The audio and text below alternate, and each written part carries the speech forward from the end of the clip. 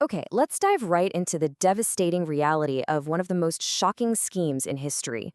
We're talking about a $500 million financial fraud, a heavily armed underground militia, and the craziest part, it all operated in plain sight, right under the guise of a Tampa ministry. $500 million. Let that number sink in for a second.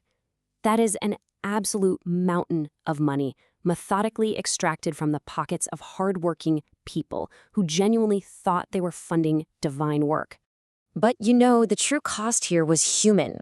So the crucial point is how 18,000 lives and life savings were completely dismantled by a carefully crafted illusion.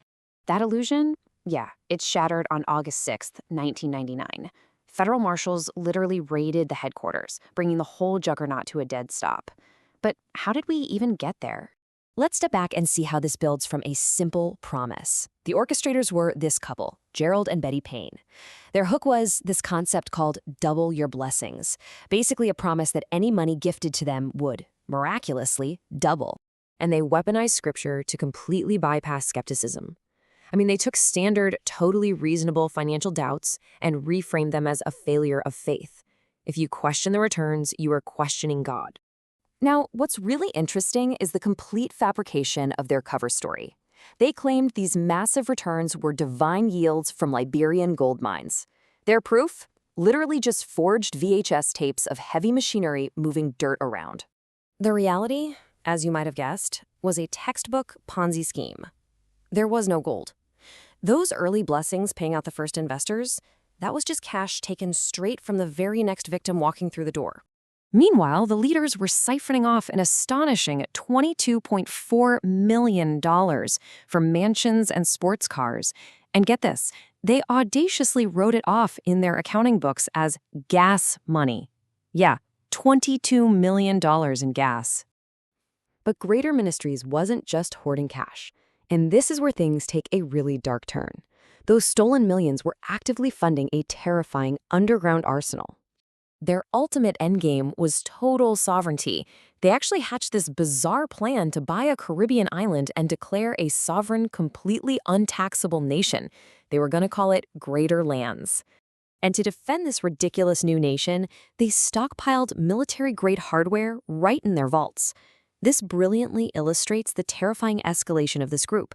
We're talking C4 explosives, claymore mines, and straight-up grenade launchers. It's this stark, terrifying contrast. Publicly, they hosted these peaceful Pentecostal revivals, but privately, they were operating a heavily armed Patriot Movement militia, entirely fueled by deep anti-government paranoia. So when that 1999 raid happened, it laid the whole operation bare.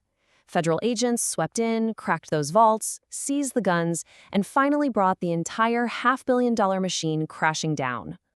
Justice was pretty swift after that. Gerald and Betty Payne, along with their top lieutenants, were stripped of their arsenals and handed very severe federal prison sentences. The scheme was officially over.